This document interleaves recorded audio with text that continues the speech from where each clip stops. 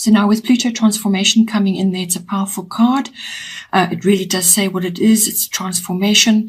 So this is affecting how you are coming across to others. You may be coming across as being quite intense or maybe even secretive, and sort of having sort of quite a lot of personal power or sort of deep power. You may also just be making transformational changes in all areas of your life, or just really going within to do some deep self-analysis. This card also brings in renewal or regeneration. So whether this is something to do with a physical issue or renewal, perhaps you've had a sticky period with the health issues, and now you're getting over that and you're starting to regenerate, or maybe you've had a little bit of an injury or something, but it's all about renewal and regeneration. Sexuality comes up very strongly with this as well. So, you could be coming across as that, or really using, harnessing that in a relationship at this time. Pluto also rules the underworld, so something could also very well be coming to the surface for you at this time. So whether this is in your environment, or whether it's out of your personal, how you feel. So it's your feelings, it's your desires, it's your personal power, or it could even be a secret. Something is coming up into the light. And so this could be very personal, or it could be, to do with issues that you're facing in your current life at this time. So it also kind of brings in beginnings and endings. So something will end and something will begin. You may feel a bit uneasy at this time over that. There could also be a few power struggles going on because this is Pluto. Something from the past may not turn out to be what you thought, and it could be a little bit upsetting as well. So you thought it was one way, and it actually turns out not to be like that at all. That can happen. Also, please watch your finances, and also issues to do with tax. Any of those sorts of things can really affect you at this time. So now, also with this card, because it's appearing in your first house, your seventh house, which is the opposite of the first, the seventh house deals with all your relationships. So how you are in yourself and what you're projecting outwards is ultimately going to directly affect your relationships as well. So what's going on under the surface in you is also going to come out, but it's also going to affect any close personal relationships as well. In the second house, we have Black Moon Lilith, mystery. So the second house is everything to do with your money, your income coming in. It's also to do with all your possessions, what you own. It also rules your self-worth and your sense of security. It's also your value systems, and property, real estate, anything like that comes into this second house. So with this card coming in, it can manifest in different ways, but it could be that something's not clear to you at this time. So you might just have to wait a bit for it to resolve itself, or for something to sort of occur. As I said, things may be coming to the surface as well, and it does kind of appear elsewhere in your chart, where perhaps you may just need to wait until the timing is right in order to do certain things. So it's you may also be waiting for something to happen. You may also be sensing undercurrents around you as well, or just sensing something's coming, but you can't quite see what it is or sense what it is 100%. The other side of this is also the darker feminine, which is command and strength. The darker feminine is almost like the witch side of us. But it's all those strong, deep emotions, which can also turn negative as well. And that becomes, emotions to do with anger and bitterness, envy, even obsession as well. Revenge comes in there as well. But it could also just be that, you may just have to command, your inner strength, not give in. It can also, indicate, rebellion or, feeling alone. So it's sort of secret emotions, that sort of inner strength, but it really does bring in the darker feminine. So whether this is to do with, perhaps something has occurred with your, money coming in and you're just not happy about it, or you're not sure what's going on, or it could even be that you may just have to really stand in your strength over something. But don't forget, the second house also rules self-worth and your value systems as well. So you could be having a challenge of some sort in that area. Then in the third house, we have fire element, desire. Third house is everything to do with communication. It's also to do with, what you're learning at this time. It covers all kinds of communication. So that's verbal, written, even body language. It also covers your neighbors, and it covers short journeys, and it covers documents and contracts of all kinds. So it's self-expression in all these different forms as well. So with fire element, desire, this is about, as I said, how you express yourself. And this could be to others around you, but it's, it could be family members. It could be siblings, cousins, aunts, uncles, those sorts of relatives. Or it could be, the greater public, other people that are around you at this time. So it's how you communicate, how you go about that. And it's also about, this card brings in determination. It brings in desire. So, it's what you want. And it's about being assertive about what you want. But you need to be honest as well with yourself and with others. You may also be acquiring a new perspective of some kind on perhaps how you need to do things going forward. Perhaps it's some kind of realization or a wake-up call. It's also about having courage to initiate certain things in any one of those areas. You could be experiencing sudden changes or spontaneous change, or you could be experiencing a new start of some sort. If you're learning something, you could be changing that and going in a different direction altogether. But it could be a very quick action as well. So one day you're doing one thing and the next day you've got to change it.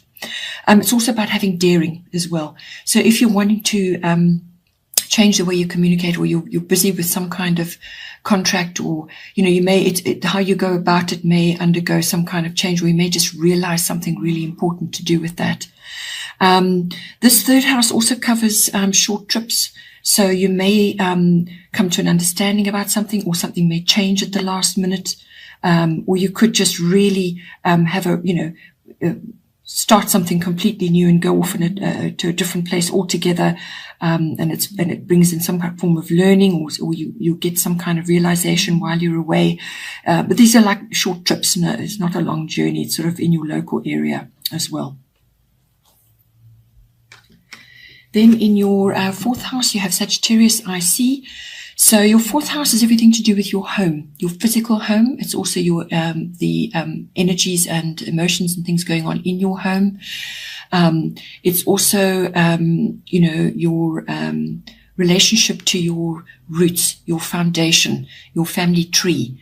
Where you came from, your ethnic identity, your ancestors, that kind of thing. It all comes in to your fourth house. But it really is the foundation of your life, but it's also your actual physical home, and the energies going on in your home. So with Sagittarius IC coming in, you may just be feeling really restless at this time, desiring more freedom, however that applies for you. And you may just want to, or you may need to at this time, change your routines. Maybe you're just so bogged down in your same old routine that you really are just tired of it now, and you need to change things up, or you need to get rid of them altogether for a period, just to give yourself some breathing space. Because Sagittarians are restless. They love to explore. They like being outdoors. They enjoy freedom, a lot of freedom. So you may be requiring that at this time in your home environment. It's out of the ordinary. If you're changing your space, it's a very creative energy, but you're going to want to make it larger than life. You may also need to create some sort of outdoor space for yourself. You may also be expanding in your home in some way. Maybe you're making additions, or you're changing the size of your home, but you're expanding your environment. if you're wanting to change the colors in your home, it could be you're bringing in sort of the blues and the violet colors. It could just be a simple paint change. It could also be that you have someone in your home who is inspiring big ideas in you. They're inspiring perhaps travel ideas, or they're just larger than life. They're very social and very outgoing. So you may have somebody like that in your home which is going to, inspire you in different ways. You could also be when it comes to your roots and your foundation and your ethnic identity and so on, you could also be experiencing religious or a philosophical approach to that. Perhaps you're putting to bed old issues that have kind of dogged you, or you're looking at things now differently. But it's almost like it's got religious or possibly philosophical overtones to it as well. Then in the fifth house, we have South Node, life states. So this is a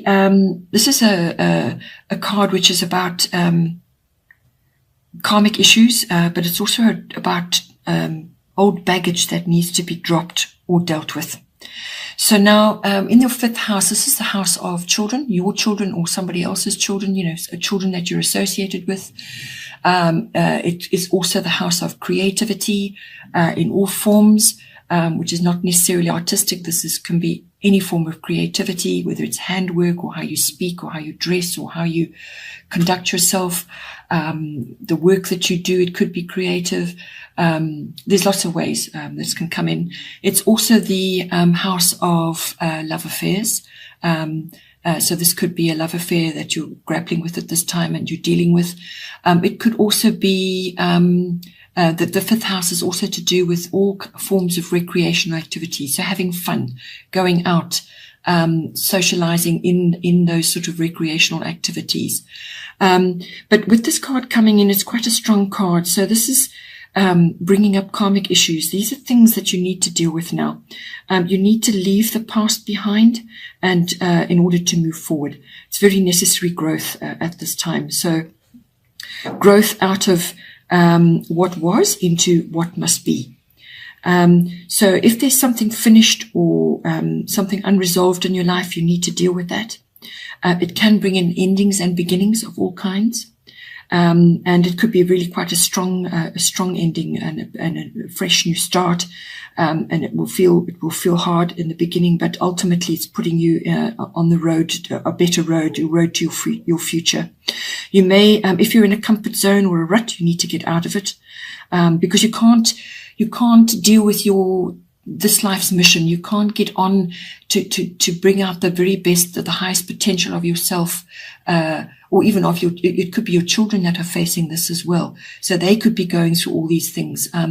In order to reach your highest potential, or for your children to reach your highest potential, or for your love affair to reach its highest potential, you have to let go of the past. You have to close the doors, finish things, sort out unresolved issues, and move forward. And it's also about preparing for the future. So all of those things must be tidied away. You may be facing blocks and obstacles, and if that is the case, then that is telling you that it's not the right path for you. You need to actually, if you can't resolve it, or you're going to have to let it go. And it's also about making new contacts which are going to carry you forward into your future.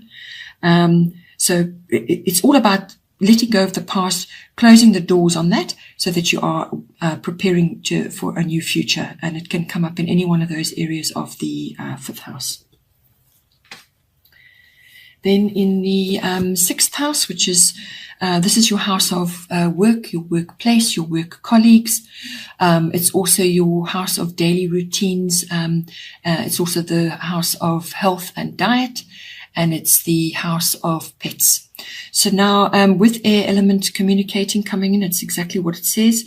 But this is also, when it's to do with work, or it's also about mastering your craft, whatever it is that you do, in your daily life.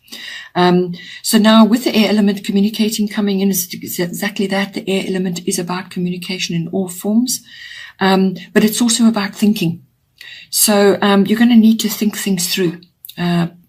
about what you want to do in any one of those areas. You need to apply logical thought. You're going to have to be objective. It's also about gaining clear sight, seeing things clearly.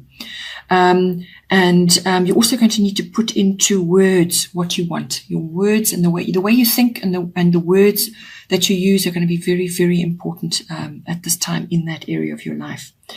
You're going to need to be honest as well, honest with yourself and honest with others. This card is also the card of manifestation. So what you think and what you say is going to manifest for you. So ensure that your thoughts are positive, that what you say is positive, and you only focus on what you want, what you're trying to bring into your life, and not on lack, and not on difficulty, and not on troubles. You want to bring in the positive things in your life, and you can only do that by focusing on the best parts of what you want to bring in. It's also you may be sort of dealing with learning institutions, whether this is science or technology, that may also come in. Air travel may come in to do with your work as well. When it comes to your health and diet, this is all about the brain and the eyes and your voice as well. So you could be struggling with a bit of overthinking, so it's like headaches and eye strain, things like that. You may also lose your voice as well. And that is a time then to go inward and reflect on what it is that you actually need to say. So all of those issues may come up for you at this time. In the 7th house, you have part of fortune increase. It's a lovely card. So this is coming in for you in your house of relationships. This is close personal one-on-one relationships, and it's also so that can be a love relationship, or it could be a business partnership, or a relationship with someone else in your environment that you have a close personal one-on-one relationship with. So now part of fortune increase. So this is, as I said, your first house was all about transformation. And a lot of deep sort of emotions and transformation going on there, and that's going to affect this card. So I feel if you input what we discussed in the first house, it will bring about this in your house of relationships as well. So, but if this is to do, this card brings in destiny and fate in your relationship. So what this means is that the person that you are in this relationship with, you will help each other reach greater heights and overcome challenges. So it's your highest potential. So the two of you have agreed to do this, to be in this relationship, to bring about those goals that you want. It would have been very difficult for you to do it on your own, but joined together, you're going to help each other. It's the reason you are together. All right. So it's all this card also means the stirring of the waters to release hidden talents and abilities. So you could easily do that for each other. It's also about healing difficult issues or conflicts, finding balance. But you've got to work together with this person in this relationship to harness the very best benefits for that. But it's a very beneficial card, and it really can really propel you to greater heights in your relationship. Then in the 8th house, we have Virgo, I analyze. The 8th house is to do with your big finance. So this is accounting, banking, insurances, investments, taxes, and legacies, inheritances, anything like that. It's also dealing with other people's resources or money. So if you're in a profession where you deal with that. It's also the house of sexuality. It's the house of personal power, and it's also the house of beginnings or endings and beginnings. So a very powerful house. So some things may die off in this house and regenerate from that. Regeneration came up before. But in any case, what you need to do with Virgo, I analyze in this house, is what this is asking you to do is to get organized.